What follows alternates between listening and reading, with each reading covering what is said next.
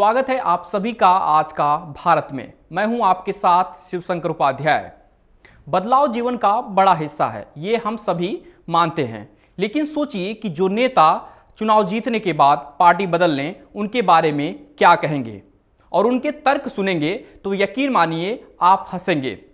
तो आज का भारत में बात इन्हीं नेताओं की और इनके बदलते सियासी पहलुओं की।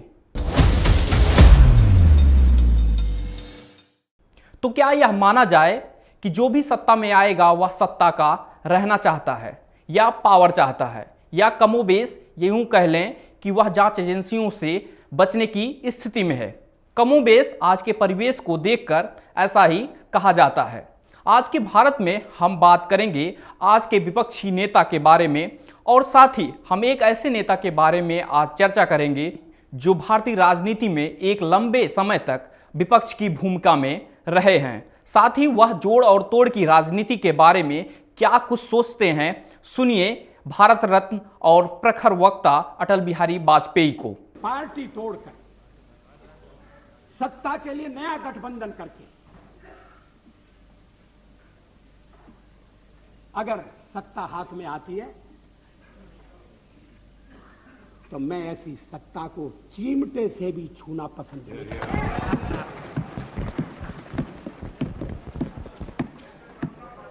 न भी तो मरणादस्मि केवलम दूषितो यशः। भगवान राम ने कहा था मैं मृत्यु से नहीं डरता, अगर डरता हूं तो बदनामी से डरता हूं, लोकापवाद से डरता हूं। भारतीय राजनीति में अटल बिहारी वाजपेयी को आजाद शत्रु कहा जाता है। माना जाता है कि सत्ता पक्ष हो या विपक्ष, कभी भी उनकी बातों से इनकार नहीं किया जाता था, या जिन मुद्दों को वो उठाते थे लोगों की ज्यादातर सहमति होती थी।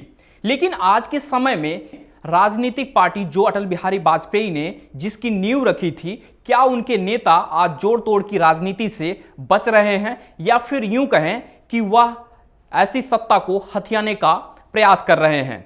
लगातार जिस तरीके से महाराष्ट्र की राजनीति पर अगर ध्यान दिया जाए, जिस तरीके से महाराष्ट्र की उद्धव सरकार के करीबी मंत्री एकनाथ शिंदे को जिस तरीके से तोड़कर बीजेपी ने अपनी सत्ता को बनाया, उस पर क्या कुछ सोचते हैं विपक्षी पार्टियां, सुनिए इनके इस बयान को। Shiv Sena is not born for power, power is born for Shiv Sena. हम सत्ता के लिए पैदा नहीं हुए, सत्ता हमारे लिए पैदा हुई। ये बाला साहब ठाकरे जी का एक मंत्र रहा हमेशा। हम वापस काम करेंगे और फिर एक बार अपने बलबूते पर सत्य पे आएंगे। सीधे सीधे भारतीय जनता पार्टी बर्दाश्त नहीं कर पा रही विपक्षी सरकार चले और तोड़फोड़ करने में लगे हुए हैं। वो पहले गुजरात गए, फिर आसाम गए। इसका मतलब कौन है? पर्दे के पीछे में कौन लोग हैं? यही लोग हैं। वो कर्नाटक में किए, राजस्थान में किए, मध्य प्रदेश में किए, यहाँ भी लगातार लगे हुए हैं। कभी ईडी, कभी आईटी, कभी इसका, कभी उसका, कभी फोन टेपिंग, ये सब लोग करा रहे हैं, इलीगल रूप से करा रहे हैं। देखिए, एक भारतीय जनता पार्टी थी आदरणीय अटल बिहारी वाजपेयी साहब की, जिस पार्टी ने एक वोट कम होने की वजह से सरकार को लात मार दी और फिर जनता के बीच गए, इलेक्शन कराया।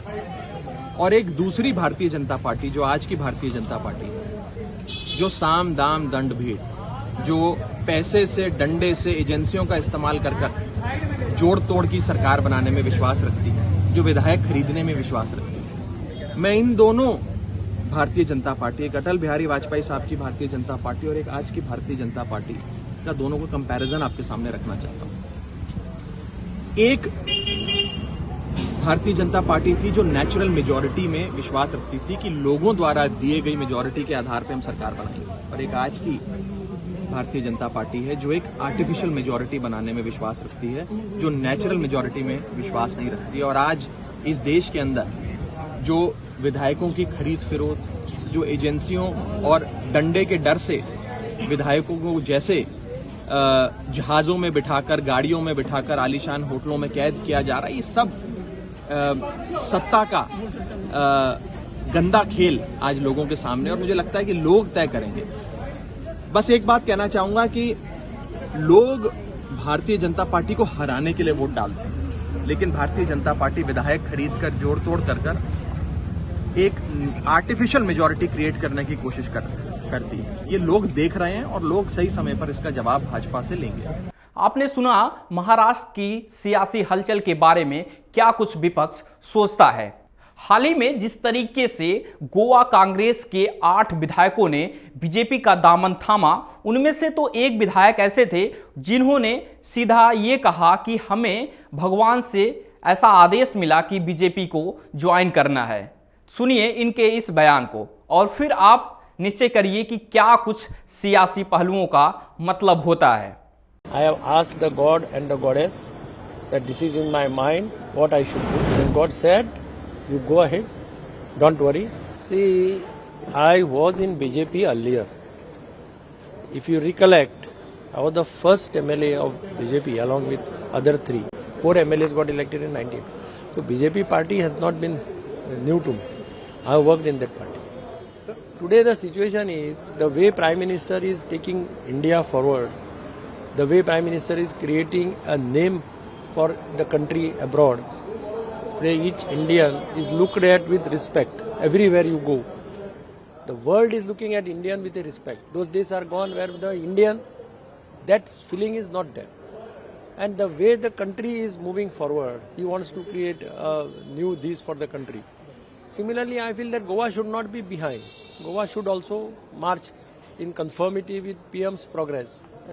तो आपने सुना कांग्रेस विधायक का भगवान से सीधा कनेक्शन।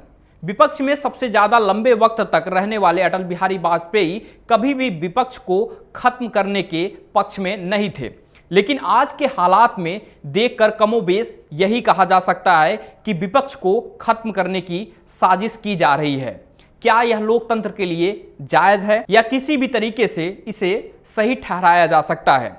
जिस तरीके से बिहार की राजनीति में जेडीयू से बीजेपी का अलग होना या फिर अलग होकर एक नई सरकार का गठन करना और उसके बाद बीजेपी नेताओं का लोकतंत्र की दुहाई देना, क्या यह कहीं से भी जायज होता है?